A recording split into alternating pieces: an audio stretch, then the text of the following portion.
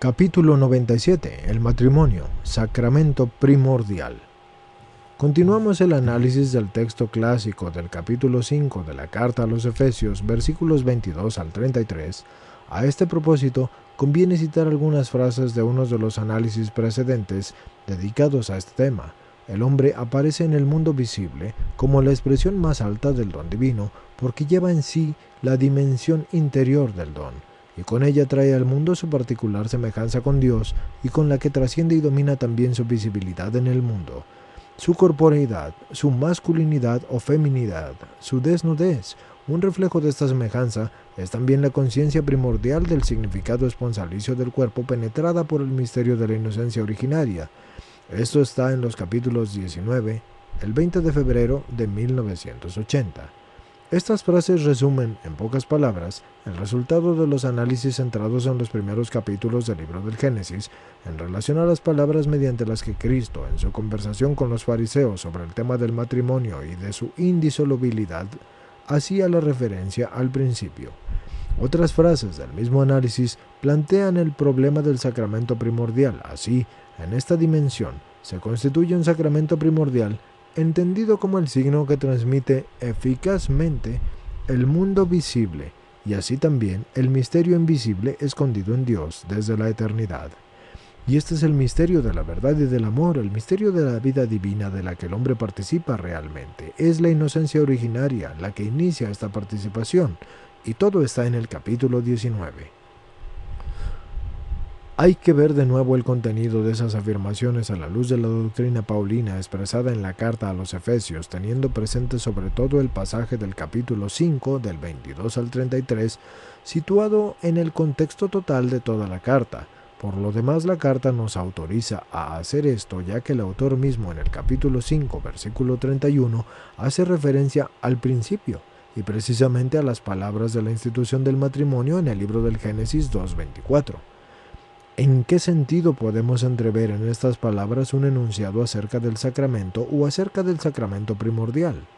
Los análisis precedentes del principio bíblico nos han llevado gradualmente a esto, teniendo en cuenta el estado de la originaria gratuidad del hombre en la existencia y en la gracia, que fue el estado de la inocencia y de la justicia originarias.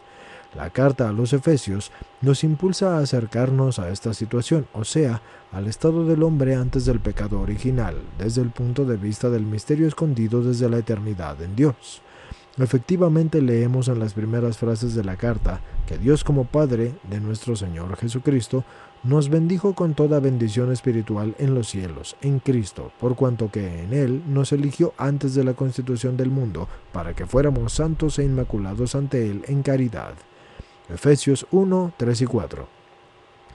La carta a los Efesios abre ante nosotros el mundo sobrenatural del misterio eterno, de los designios eternos de Dios como Padre respecto al hombre. Estos designios preceden a la creación del mundo y por lo tanto también a la creación del hombre. Al mismo tiempo, estos designios divinos comienzan a realizarse ya en toda la realidad de la creación. Si al misterio de la creación le pertenece también el estado de la inocencia originaria del hombre creado como varón y mujer a imagen de Dios, esto significa que el don primordial otorgado al hombre por parte de Dios incluía que si ya el fruto de la elección del que leemos en la carta a los Efesios nos eligió para que fuéramos santos e inmaculados ante Él, Efesios 1:4, precisamente esto así parece poner de relieve las palabras del libro del Génesis, cuando el Creador, Elohim, encuentra en el hombre como varón y mujer, al aparecer ante él, un bien digno de complacencia. Y vio Dios ser muy bueno cuanto había hecho. Génesis 1:31. Solo después del pecado y después de la ruptura de la alianza originaria con el Creador, el hombre siente la necesidad de esconderse del Señor Dios. Te he oído en el jardín, y temeroso porque estaba desnudo me escondí. Génesis 3:10. En cambio, antes del pecado el hombre llevaba en su alma el fruto de la elección eterna en Cristo, que es el Hijo eterno del Padre. Mediante la gracia de esta elección, el hombre como varón y mujer era santo e inmaculado ante Dios. Esa primordial u originaria santidad y pureza se expresaba también en el hecho de que aunque los dos estuvieran desnudos, no se avergonzaban de ello. Génesis 2:25. Como ya hemos tratado de poner de relieve en los análisis precedentes, confrontando el testimonio del principio referido en los primeros capítulos del libro del Génesis con el testimonio de la carta a los Efesios, hay que deducir que la realidad de la creación del hombre estaba ya impregnada por la perenne elección del hombre en Cristo, que era llamado a la santidad a través de la gracia de la adopción como hijos, y nos predestinó a la adopción de hijos suyos por Jesucristo, conforme al beneplácito de su voluntad, para la alabanza del esplendor de su gracia, que nos otorgó gratuitamente en el amado. Efesios 1, 5 y 6. El hombre como varón y mujer desde el principio es hecho y es partícipe de ese don sobrenatural. Esa gratificación ha sido dada desde la consideración a aquel desde la eternidad que era amado como hijo, aunque según las dimensiones del tiempo y de la historia, la gratificación haya precedido a la encarnación de ese hijo que es amado, y también a la redención que tenemos en él por su sangre. Efesios 1:7.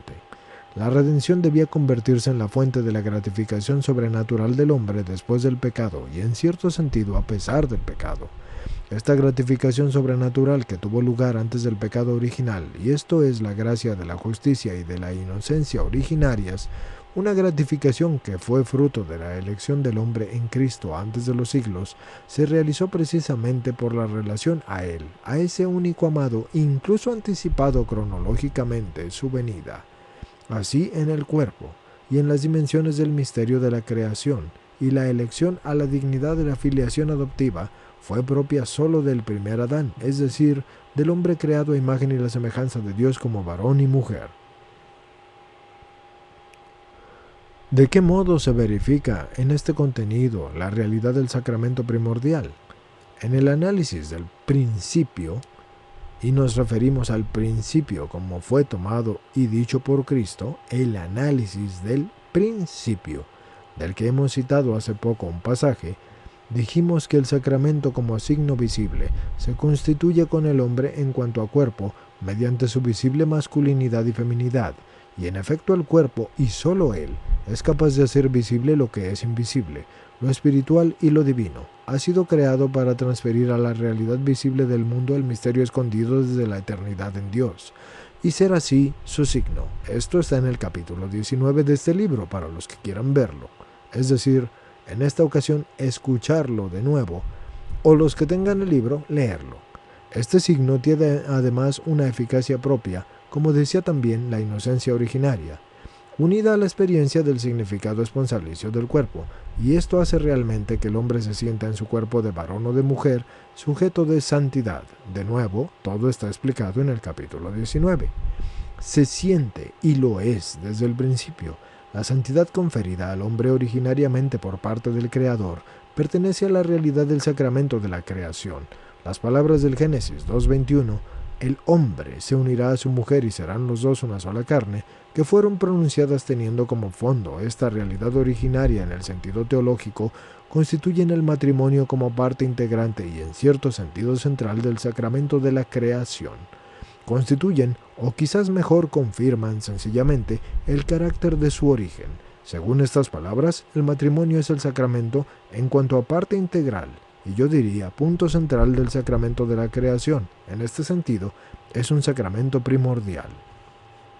La institución del matrimonio, según las palabras del Génesis 2:24, expresa no sólo el comienzo de la fundamental comunidad humana que mediante la fuerza procreadora que le es propia, porque se dijo procread y multiplicaos en Génesis 1:28, sirve para continuar la obra de la creación, pero al mismo tiempo expresa la iniciativa salvífica del Creador que corresponde a la elección eterna del hombre, de la que habla la carta de los Efesios. Esa iniciativa salvífica proviene de Dios como Creador y su eficacia sobrenatural se identifica con el acto mismo de la creación del hombre en el estado de la inocencia originaria. En este estado, ya desde el acto de la creación del hombre, fructificó su eterna elección en Cristo, y de este modo hay que reconocer que el sacramento originario de la creación toma su eficacia del Hijo amado. Efesios 1:6, donde se habla de la gracia que nos otorgó en su Hijo amado.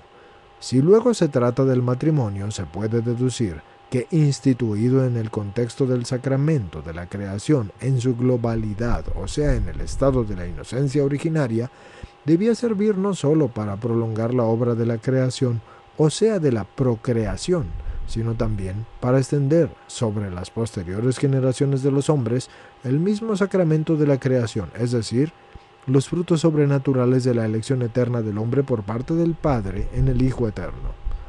Esos frutos con los que el hombre ha sido gratificado por Dios en el acto mismo de la creación. La carta a los Efesios parece autorizarnos a entender de este modo el libro del Génesis y la verdad sobre el principio del hombre y del matrimonio que allí se contiene.